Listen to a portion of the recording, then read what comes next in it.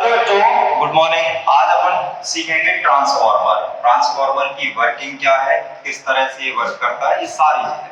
अच्छा, 12th class में alternating current, प्रत्यावर्ती धारा का एक टॉपिक है और जो कि मतलब एमपी बोर्ड एग्जाम में ये जरूर पूछा जाता है। इसका कोई ना कोई क्वेश्चन एग्जाम में आपको मिलने वाला है। ठीक, तो इसको अपन डिटेल में समझेंगे कि कैसे वर्क करता है, कितने टाइप का होता है, क्या फंक्शनिंग होती है, सारी चीजें। ठीक, तो ट्रांसफार्मर होता क्या है, सबसे पहले तो ये बात आती है कि व्हाट इज ट्रांसफार्मर। ट्रांसफार्मर क्या होता है? तो ट्रांसफार्मर एक डिवाइस होती है जो कि अल्टरनेटिंग वोल्टेज को कम या ज्यादा कर सकता है। ठीक है, ट्रांसफार्मर क्या होता है? एक इस तरह की डिवाइस होती है जो कि अल्टरनेटिंग वोल्टेज या अल्टरनेटिंग करंट को कम या ज्यादा कर सकता है। ठीक है, तो इस बेसिस पे अच्छा ये म्यूचुअल इंडक्शन बेस्ड डिवाइस होती है। ट्रांसफार्मर किस पे बेस्ड होती है? म्यूचुअल इंडक्शन, अन्योन प्रेरण पर आधारित उपकरण या डिवाइस होती है। अब म्यूचुअल इंडक्शन क्या होता है, इसको अपन थोड़ा सा जान लेते हैं। म्यूचुअल इंडक्शन ये होता है कि दो कॉइल्स को बिल्कुल पास रखकर अगर एक कॉइल के करंट को हम चेंज करते हैं तो जो दूसरी कॉइल होती है उससे लिंक्ड मैग्नेटिक फ्लक्स की वैल्यू चेंज होती है, देन उस कॉइल में अपने आप ही करंट प्रोड्यूस हो जाता है और इसी फेनोमेना को हम बोलते हैं इलेक्ट्रोमैग्नेटिक इंडक्शन।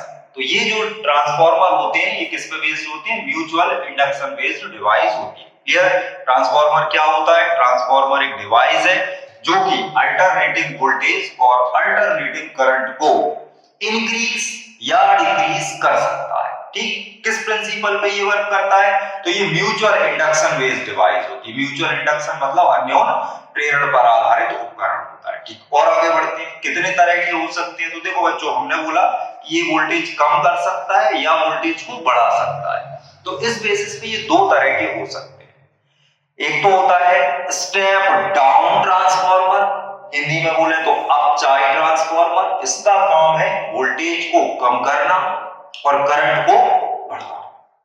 ठीक, दूसरा होता है उच्चाई ट्रांसफार्मर, स्टेप अप।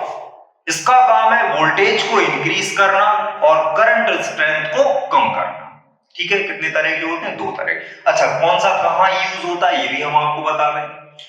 जो पावर हाउसेस होते हैं जहां पे लाइट प्रोडक्शन हो रहा है वहां ट्रांसफार्मर यूज होता है उच्चाई, मतलब हाई वोल्टेज और लो करंट पे आपके तक करंट पहुंचता है, कम पावर लॉस हो पाता है। और जब घर में सप्लाई देनी होती है तो फिर एक और ट्रांसफार्मर लगा रहता है, आपके घर के बाहर देखा होगा, वो होता है अपचाई ट्रांसफार्मर। ये क्या करता है? वोल्टेज कम कर देता है, करंट बढ़ा देता है। समझ में आएगा? पावर हाउस पे ये वाला और घरों में सप्लाई देने के लिए ये वाला। ठीक है, घर में आने वाला करंट कौन सा होता है? अल्टरनेटिंग करंट होता है जिसका वोल्टेज 220 वोल्ट होता है, करंट 1 एम्पीयर ऑर्डर का होता है।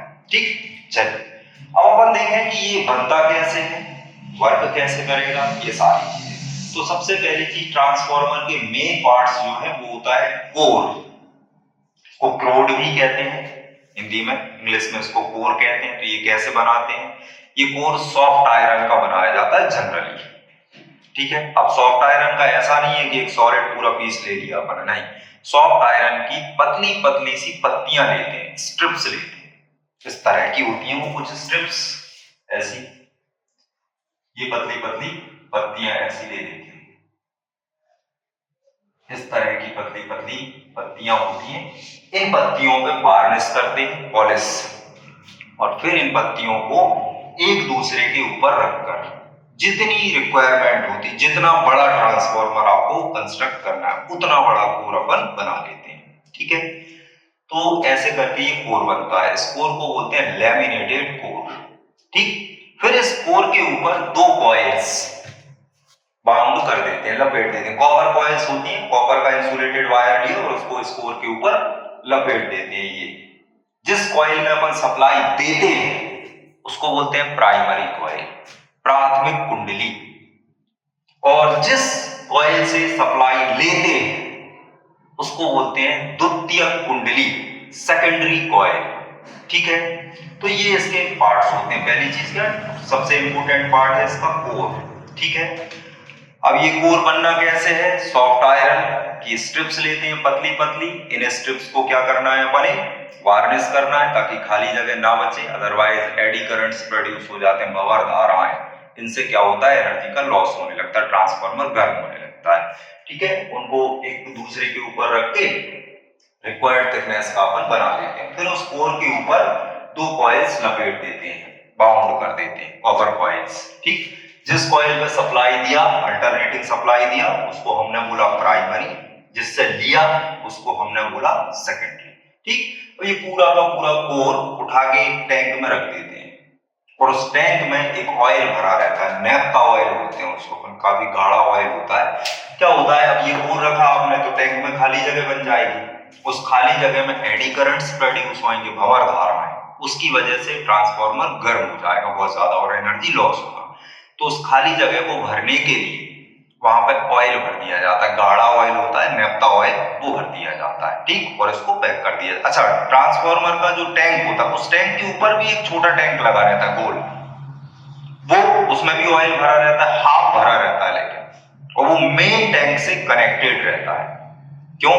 क्योंकि जब ये ट्रांसफार्मर जब वर्क करता है तो हीट प्रोड्यूस होती है, तो वो जो ऑयल है वो तेल गर्म होने लगता है, गर्म होके वो एक्सपांड होता है, फैलता है। कोई भी चीज हो जब आप उसको गर्म करते हैं तो वो फैलती है, जैसे दूध है गर्म किया बाहर, तो ऐसे ही क्या होता है ऑयल फैलने लगता है, एक्सपांड होने लगता है। तो अगर आप मान लो वो टैंक से कनेक्ट नहीं किया आपने दूसरे टैंक से, है ना, तो वो टैंक फट जाएगा, मेन टैंक फट जाएगा। तो होता क्या है, जब तेल गर्म होकर ऊपर उठता है तो वो ऊपर वाले टैंक में पहुंच जाता है।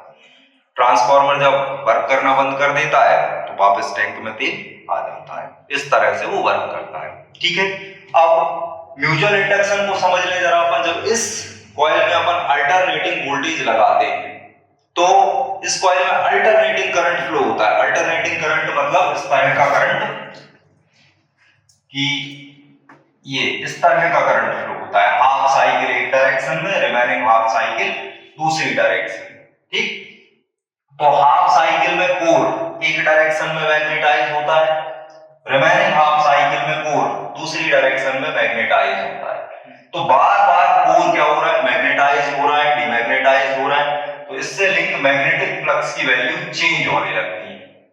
और ये जो कॉइल है, ये कॉइल भी उसी कोर के ऊपर बाउंड है, तो इस कॉइल से लिंक मैग्नेटिक फ्लक्स भी चेंज होने लगता है। और फैराडे के अकॉर्डिंग जब भी किसी कंडक्टर से लिंक मैग्नेटिक फ्लक्स की वैल्यू चेंज की जाती है तो उस कंडक्टर में इंड्यूस्ड करंट प्रोड्यूस हो जाता है अपने आप। तो हमने क्या करा था, यहाँ अल्टरनेटिंग करंट लगाया, उसकी डायरेक्ट इस तरह से वो चेंज हुआ, तो इसकी वजह से इससे लिंक मैग्नेटिक फ्लक्स की वैल्यू में क्या है, चेंजेस आए, और ये कॉइल उसी के ऊपर बाउंड है, तो इसमें भी क्या हो जाएगा, इंड्यूस करंट प्रोड्यूस हो जाएगा। अब अच्छा एक चीज देखते हैं कि बनाते टाइम जब अपन ट्रांसफार्मर बना रहे हैं तो कंस्ट्रक्शन में थोड़ा ध्यान रखते हैं कि जो स्टेप डाउन ट्रांसफार्मर होता है, अपसाइड ट्रांसफार्मर होता है, इसकी प्राइमरी कॉइल में जो वायर यूज करते हैं वो वायर पतला होता है, थिन, है ना, और नंबर ऑफ टर्न्स ज्यादा लेते हैं। क्या याद रखना है, वायर थिन होना चाहिए और नंबर ऑफ टर्न ज्यादा। और जो सेकेंडरी कॉइल है उसका वायर थिक होता है, नंबर ऑफ टर्न कम होते हैं। इससे क्या होता है भाई, वायर पतला होगा, रेजिस्टेंस ज्यादा रहेगा, रेजिस्टेंस ज्यादा होगा तो यहाँ करंट कम, और नंबर ऑफ टर्न ज्यादा है मतलब वोल्टेज ज्यादा। अब यहाँ आए अपन तो इंडक्शन में यहाँ क्या है, नंबर ऑफ टर्न कम है मतलब कम वोल्टेज इंड्यूस होगा, लेकिन वायर कैसा है, मोटा वायर है, मोटे वायर का रेजिस्टेंस क्या होता है, कम होता है, तो करंट क्या मिलेगा आपको, ज्यादा मिलेगा। ये फंक्शनिंग है अपसाइड ट्रांसफार्मर की। ये क्या करता है, वोल्टेज को तो कम कर लेता है लेकिन करंट को बढ़ा देता है। इसी वजह से ऐसे इसमें जब आप ऊंचाई बना रहे हैं तो इसकी प्राइमरी कॉइल में नंबर ऑफ टर्न्स कम लेने हैं लेकिन वायर थिक रखना है। सेकेंडरी कॉइल में नंबर ऑफ टर्न्स ज्यादा लेने हैं लेकिन वायर को थिन रखना है। रीजन, यहाँ पे अपन ने वोल्टेज लगाया, कम टर्न है तो कम वोल्टेज बना, लेकिन मोटा वायर है, करंट ज्यादा। फिर यहाँ इंडक्शन हुआ तो यहाँ पर नंबर ऑफ टर्न ज्यादा है, ज्यादा वोल्टेज इंड्यूस होगा, और वायर पतला है तो करंट स्ट्रेंथ क्या हो जाएगी, कम हो जाएगी।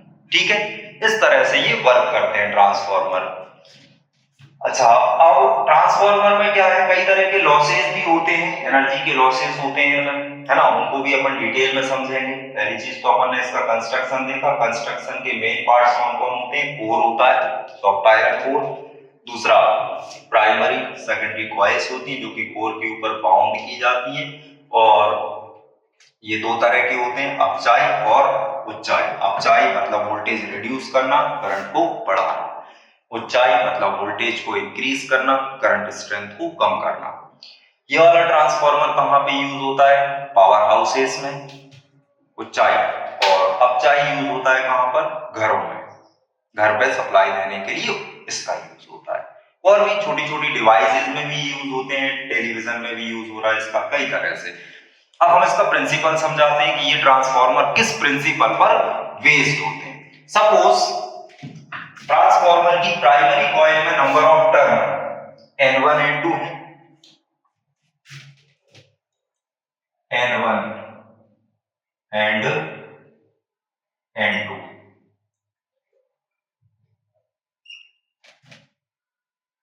फेरों की संख्या है, फेरों की संख्या है दोनों कुंडलियों में, प्राथमिक और द्वितीयक में।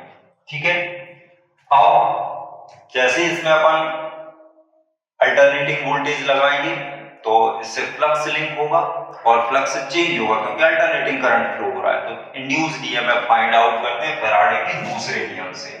प्राइमरी कॉइल का कितना हो जाएगा? E1 equal to minus N1 d phi upon dt।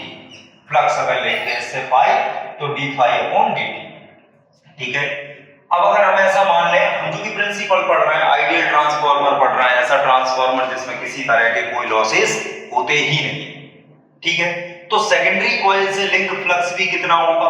उतना ही होगा जितना प्राइमरी कॉइल से लिंक है। तो फैराडे लॉ के अकॉर्डिंग उसमें जो इंड्यूस्ड ईएमएफ होगा उसकी वैल्यू होगी E2 minus N2 d phi by dt। दोनों इक्वेशंस को अपन यहां पे डिवाइड कर देते हैं तो हमें मिलता है E1 upon E2 equal to N1 upon N2। यहां से प्रूफ हुआ कि जिस नंबर ऑफ टर्न्स जो होते हैं ईएमएफ के डायरेक्टली प्रोपोर्शनल होते हैं, मतलब जहां ज्यादा टर्न होंगे वहां ज्यादा ईएमएफ होगा, जहां कम टर्न होंगे वहां पे कम ईएमएफ। तो जैसे इसकी प्राइमरी कॉइल में क्या है? ज्यादा टर्न है, मतलब इधर ज्यादा ईएमएफ बनेगा। यहाँ नंबर ऑफ टर्न कम है तो इधर कम। और यही फंक्शनिंग हम आपको बता रहे थे कि अपचाई ट्रांसफार्मर क्या करता है? वोल्टेज कम, करंट बढ़ाए। ठीक, अब आगे थोड़ा सा अपन देखते हैं। अगर इसमें रेजिस्टेंस वगैरह सब नेग्लिजिबल मान लिए जाए, क्योंकि आइडियल ट्रांसफार्मर पढ़ रहे हैं अपन, कॉन्सेप्ट पढ़ रहे हैं उसका, ठीक, तो जितना ईएमएफ उतना ही पोटेंशियल डिफरेंस। तो फर्स्ट ट्रांसफार्मर की पावर कितनी हो जाएगी? फर्स्ट कॉइल की input power, input power, input power हो जाएगी वोल्टेज V1, ये भी अपना ये बनेगा V1 अपॉन V2, है ना, वोल्टेज इनटू करंट, ये इनपुट पावर होगी, फॉर्मूला होता है इनपुट पावर का। आउटपुट पावर, आउटपुट पावर क्या हो जाएगी? V2 I2। अब चूंकि हम कह रहे हैं कि ट्रांसफार्मर आइडियल है, लॉसेस हो ही नहीं रहे हैं, तो जितनी पावर फर्स्ट कॉइल की है, प्राइमरी कॉइल की, उतनी ही पावर किसकी होगी? सेकेंडरी कॉइल की, है ना। तो इन दोनों को कंपेयर करते हैं अपन, V1 I1 equal to V2 I2, ये इधर जाएगा V1 upon V2 equal to, यहां प्रूफ हुआ I2 अपॉन I1। ये इक्वेशन नंबर 3 और ये इक्वेशन नंबर 4। कंपैरिजन करते हैं तो यहां से हमें मिलता है V1 upon V2 equal to I2 upon I1 equal to N1 upon N2। ठीक, मतलब देखो आप यहाँ पे करंट के इनवर्सली प्रोपोर्शनल है वोल्टेज, मतलब जहां वोल्टेज इंक्रीज हो रहा है वहां करंट डिक्रीज हो रहा होगा, और जहां वोल्टेज डिक्रीज हो रहा है वहां पे करंट की वैल्यू क्या हो रही होगी? इंक्रीज हो रही होगी। ठीक, तो ये प्रिंसिपल होता है ट्रांसफार्मर का। ठीक है बच्चों, ये सारी चीजें अपन ने देखी ट्रांसफार्मर में। आगे अपन अगली वीडियो में इससे रिलेटेड लॉसेस, क्या डिफरेंसेस होते हैं, ये सारी चीजें समझेंगे। ठीक है, थैंक यू।